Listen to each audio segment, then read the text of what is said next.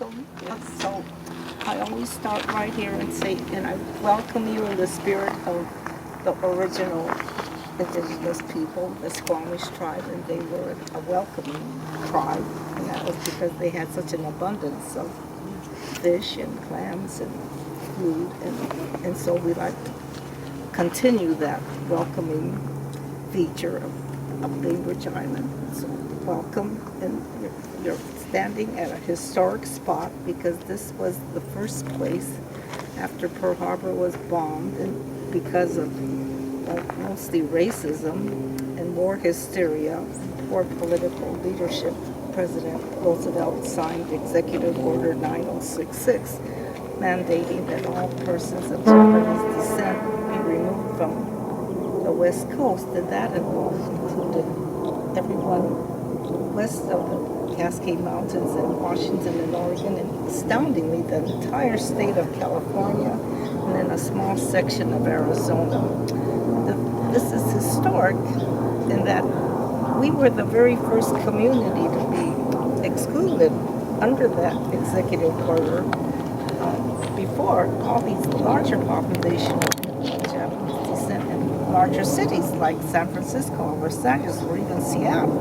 But somehow they chose the community of us on Bainbridge Island. And so we were taken away on March 30th, 1942. People wonder, why did they choose this small community? And nobody knows the exact reason, except probably one of the primary reasons was there was a leftover Fort Ward here on Bainbridge that had a large radio tower that was able to intercept signals from Japan, and there was a secret government operation going on at the fort where they were training people to intercept those signals and then passing them on to Washington, D.C. And so that's probably one of the main reasons. And the other is the Bermuda Navy shipyard was right around. The Bend Boeing was right there. And then not only that, they're planning to incarcerate, at that time, 110,000 people, and eventually it was 120,000 people. But where are they going to put them? I mean, they eventually built 10 American concentration camps to house that many people. They didn't have a place like that. And so they did have one place in California near the Mojave Desert that had I think it was an army base. It was called Manzanar, and that's where we were sent because they had a few barracks already there. But there was an advantage to being the first to be taken away. One was that we went directly to Manzanar, into those barracks. The other communities, they had to place them somewhere until these camps were built, and they were placed in makeshift. For instance, the Seattle people were placed in makeshift rooms made of the animal stalls from the Puyallup Fairgrounds, the state fairgrounds. And then I think San Francisco was, I don't know which city in California, but I think both cities used the racetracks, the Santa Anita racetracks, I think, and there's another racetrack down there, but they used those animal stalls to house them. And so we at least went into the barracks, which wasn't anything great, was a lot better than those animal stalls. And the other advantage was that we got a whole lot of press coverage. And that's why you see pictures of, well, she happens to be my aunt holding my cousin in her arms, and that's kind of become the ubiquitous picture of that time. And then, well, here's another sample of a photo. This shows us being escorted onto, these are soldiers, and the ferry's right here. And this was right down there. Because at that time, the ferry from Seattle used to stop where it does today, and then it came across the bay. There was a dock here, and it picked up people here at this part of the island before it went to Seattle, and this is where we were met and taken. And so, this is me. Holding my little brother's hand. How old My were you? mother, I was 7. So if you do high-level math and you know history, this is my mother holding my baby sister, was 9 months old. My brother was 2. I was 7. And I have a sister who is 5, but she's somewhere behind somebody. You'll see her picture somewhere. This is my aunt. There's another aunt. Anyway, there's a larger picture up at the Bainbridge Island Historical Museum, and I used to do. Yeah. Good morning, Fairy. Yeah, Someone's not moving. But I used to do school children, adults and school children there, and so I pointed myself out with a pointer and I can't even remember what grade that was, but this little boy in the back said, "Oh, you're a historic artifact." So I like to consider myself an artifact. Well, we consider you a very special resident. So lucky.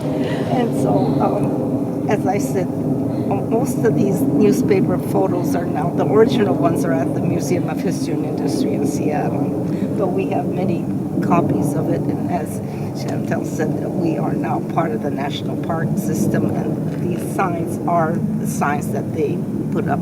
All the signs you see are from the National Park Service. It's because we did eventually go to Manzanar, but eventually the majority of the Bainbridge people, before the year was over, asked to be transferred to Minidoka, where the Seattle families were taken. And there were several reasons why they asked to be transferred from Manzanar to Minidoka. And for one thing, Minidoka was one of the last camps to be constructed. And I'm guessing, but I think the families thought, oh, that's in the Pacific Northwest, and it might not be as bad as, because we were taken to Manzanar, which was in the desert, which is nothing like, but it was in southeastern Idaho, and it was in the exact same kind of environment. Desert? Yeah. So I think all bad earthquake and fire. The city was demolished, and somehow the ship was diverted up here.